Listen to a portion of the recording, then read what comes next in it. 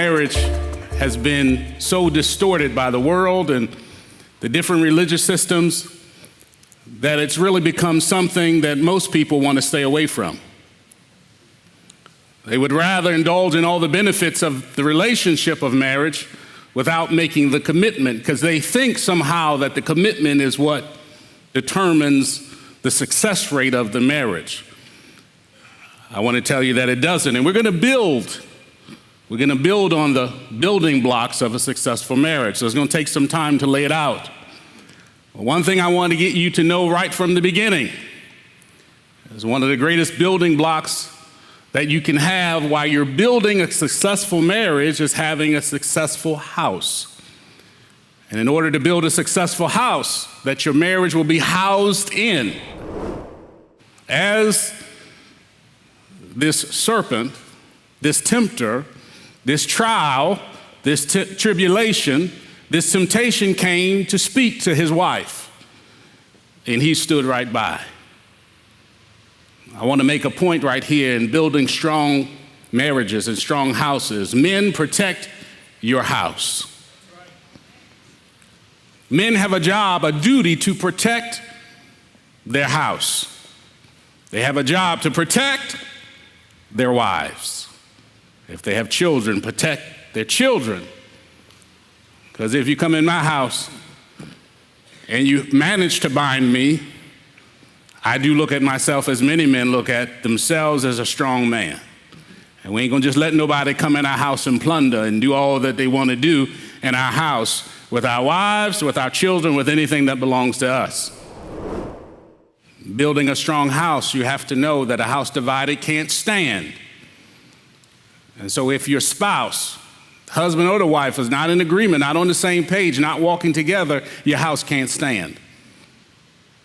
And whatever you have will be scattered. Why is it so difficult?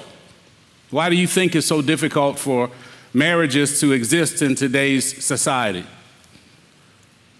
Well, one reason is we have no strong men. Strong men are lacking in our society. And one of the reasons strong men are lacking in our society is because the temptation, the trials, the tribulations, and all the things geared to destroy the family. You look at any commercial, any marketing ploy out there geared towards men is to destroy the family. I didn't realize at that moment that there were different levels of love. So I was in love and marriage and eros love. Eros love is characterized by the romantic love. When I was studying this, I read it, and it's not the romantic love that you think. It is, but it isn't. Yes, it's about the love and intimate, all that, that's that. But think about it in this way, infatuation. A lot of people that got married, tied up, tangled up in relationships and marriages based on an eros love, an infatuation. That's why when the infatuation is gone or somebody else catches their infatuation attention, they off with Mr. Peabody or Mrs. Sister Jellybean. First thing you need to do in order to get knowledge in your marriage is to shut up. I ain't saying that to be mean. I'm saying that to tell the truth. You need to get your little mirror out, and you need to look in the mirror and tell yourself, because you ain't gonna listen to it if your husband and wife tell you, so don't do it. Don't go home and tell my husband and wife, shut up. I ain't said that. Get your little mirror out and you look in the mirror. Because in order for us to get knowledge, we gotta look in the mirror and admit to ourselves that we're in the way.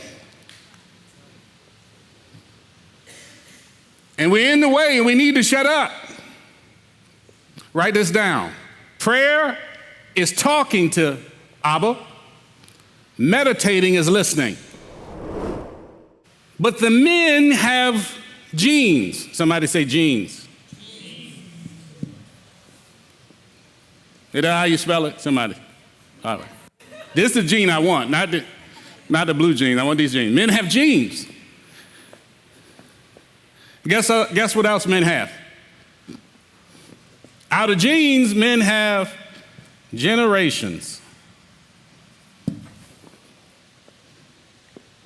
If I can destroy the man, I can destroy generations. He told Abraham, I'm going to make you the father of many nations. How was he going to do that?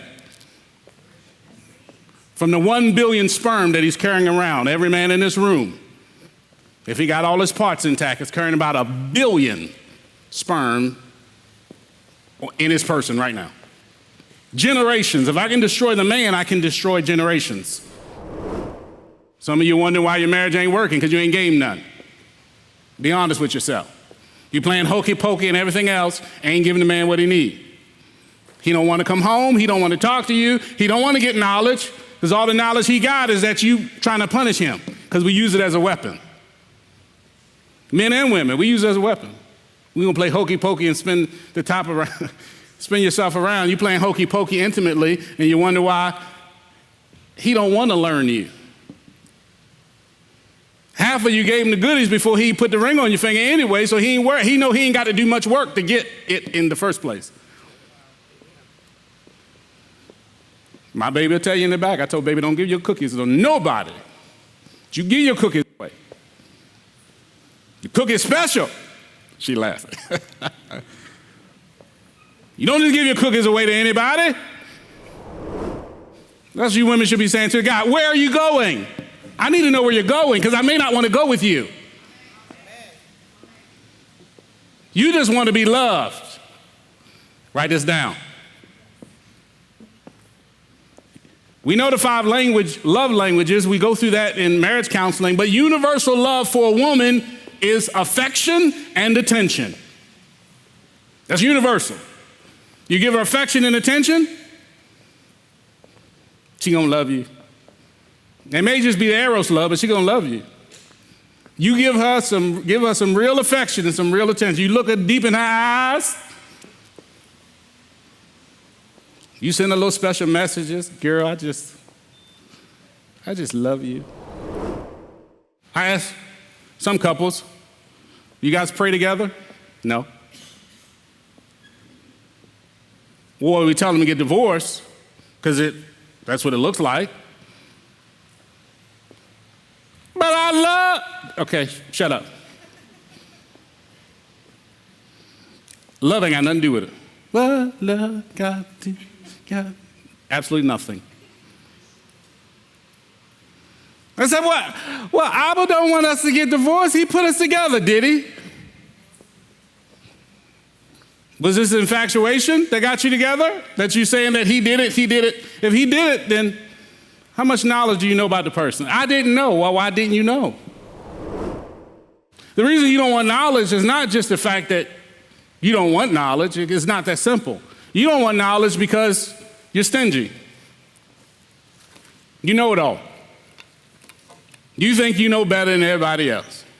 You want your little life to stay just exactly how it is, and you don't want to change anything. You want everybody else to change around you. You cannot build a successful marriage without being selfless. You guys heard me say, my wife is my first ministry. It's not you guys. If I can't minister to help her, I can't help you.